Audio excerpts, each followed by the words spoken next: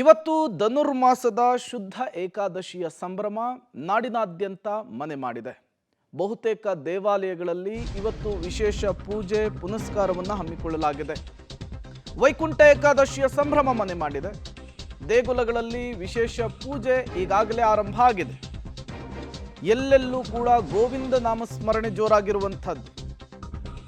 ISKCON ಟೆಂಪಲ್ಗೆ ಭಕ್ತ ಸಾಗರವೇ ಹರಿದು ಬರ್ತಾ ಇದೆ. ಮೊದಲ ದರ್ಶನಕ್ಕೆ ಭಕ್ತರು ತಂಡೋಪತಂಡವಾಗಿ ಬರ್ತಾ ಇದ್ದಾರೆ. ಸರತಿ ಸಾಲಿನಲ್ಲಿ ನಿಲ್ತಾ ಇದ್ದಾರೆ.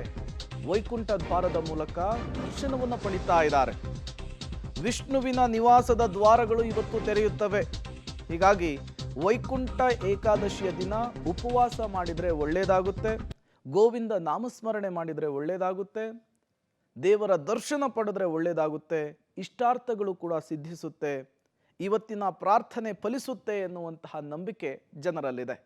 ಹಾಗಾಗಿ ಪ್ರತಿ ಬಾರಿಯ ವೈಕುಂಠ ಏಕಾದಶಿಯ ಸಂದರ್ಭದಲ್ಲಿ ದೊಡ್ಡ ಪ್ರಮಾಣದಲ್ಲಿ ಜನ ದೇವಸ್ಥಾನಗಳತ್ತ ಮುಖ ಮಾಡ್ತಾರೆ. ಹೇಳಿ ಕೇಳಿ ಹೊಸ ವರ್ಷಕ್ಕೊಂದು ದಿನ ಇದೆ, ಜೊತೆಗೆ ಸಾಲು ಸಾಲು ರಜೆಗಳಿದ್ದಾವೆ. ಈ ಸಂದರ್ಭದಲ್ಲಿಯೇ ವೈಕುಂಠ ಏಕಾದಶಿ ಬಂದಿರೋದ್ರಿಂದ ಬಹುತೇಕ ದೇವಸ್ಥಾನಗಳು ಭಕ್ತರಿಂದ ತುಂಬಿಕೊಳ್ಳುತ್ತಾ ಇರುವಂಥದ್ದು. ನೀವೀಗ ಗಮನಿಸ್ತಾ ಇರುವಂತಹದ್ದು ಇಸ್ಕಾನ್ ದೇಗುಲ. ಒಂದು ಕಡೆ ಯಾವ ರೀತಿ ಅಲಂಕಾರವಾಗಿದೆ ಅನ್ನೋದನ್ನು ಗಮನಿಸ್ತಾ ಇದ್ದೀರಿ. ಮತ್ತೊಂದು ಕಡೆ ಬೆಳ್ಳಂಬೆಳಗ್ಗೆನೆ ಯಾವ ಪ್ರಮಾಣದಲ್ಲಿ ಭಕ್ತರು ಸೇರಿದ್ದಾರೆ ಅನ್ನೋದನ್ನು ಕೂಡ ನೋಡ್ತಾ ಇದ್ದೀರಿ. ವೈಕುಂಠ ಏಕಾದಶಿಯ ದಿನ ಸ್ವರ್ಗದ ಬಾಗಿಲು ತೆರೆಯುತ್ತೆ ಅನ್ನುವಂತಹ ನಂಬಿಕೆ ಭಕ್ತರಲ್ಲಿದೆ.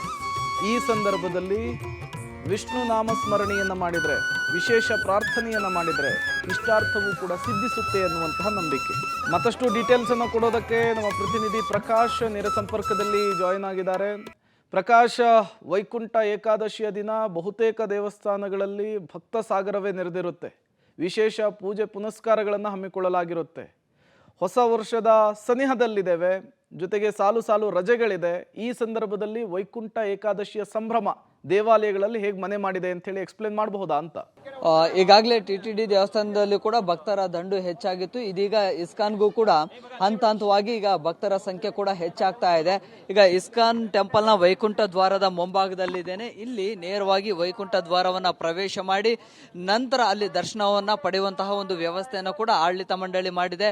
ಸೊ ಹೀಗಾಗಿ ಇಲ್ಲಿ ವೈಕುಂಠ ದ್ವಾರಕ್ಕೆ ಪ್ರವೇಶ ಪಡೆಯೋದಕ್ಕೆ ಈಗಾಗಲೇ ಸುಮಾರು ಭಕ್ತಾದಿಗಳು ಕೂಡ ಇಲ್ಲಿಗೆ ಬರ್ತಾ ಇದ್ದಾರೆ. ಸೊ ಈಗಾಗಲೇ ಬೆಳಗಿನ ಜಾವದಿಂದಲೂ ಕೂಡ ಸುಮಾರು ಭಕ್ತಾದಿಗಳು ಕ್ಯೂನಲ್ಲಿ ನಿಂತ್ಕೊಂಡು ಇಲ್ಲಿ ದರ್ಶನವನ್ನ ಪಡಿತಾ ಇದ್ದಾರೆ. ವಿಷ್ಣುವಿನ ನಾಮಸ್ಮರಣೆಯನ್ನ ಮಾಡ್ತಾ ಇದ್ದಾರೆ.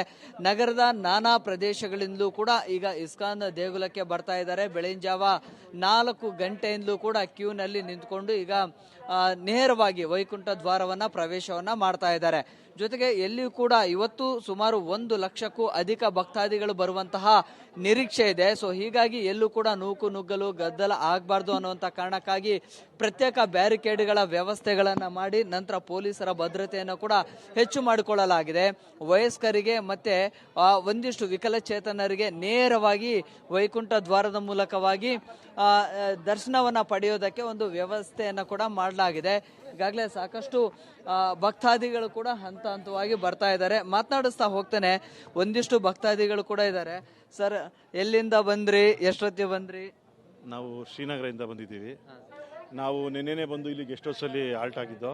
ಬೆಳಿಗ್ಗೆ 3:30 ಎದ್ದು ಅಭಿಷೇಕ ಅಟೆಂಡ್ ಆಗಿ ಮತ್ತು ಭಗವಂತಂದು ಒಂದು ಪಲ್ಲಕ್ಕಿ ಉತ್ಸವ ಇತ್ತು.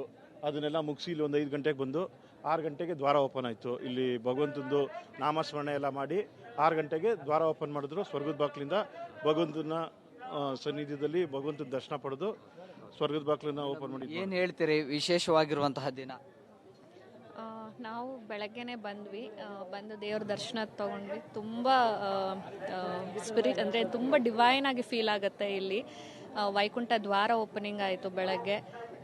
ತುಂಬ ಜನ ಭಕ್ತರು ಇಸ್ಕಾನ್ಗೆ ತುಂಬ ಡಿವೋಟಿಸ್ ಇದ್ದಾರೆ.